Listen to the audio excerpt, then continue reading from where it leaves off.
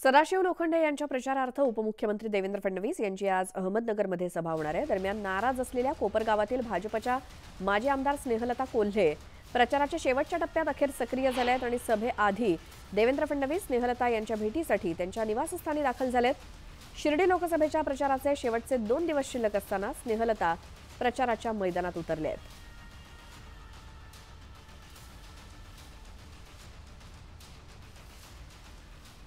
आज शिर्डीमध्ये लोकसभा निवडणुकीच्या प्रचारासाठी देवेंद्र फडणवीस आले असता काही दिवसांपासून नाराज असलेल्या माजी आमदार स्नेहलता कोल्हे यांची नाराजी दूर करण्याचा प्रयत्न देवेंद्र फडणवीसांचा आणि त्यामध्ये ते यशस्वी झाले असं म्हणायला हरकत नाही, कारण शेवटच्या 2 दिवसांमध्ये स्नेहलता कोल्हे या प्रचारामध्ये सहभागी झाले आहेत।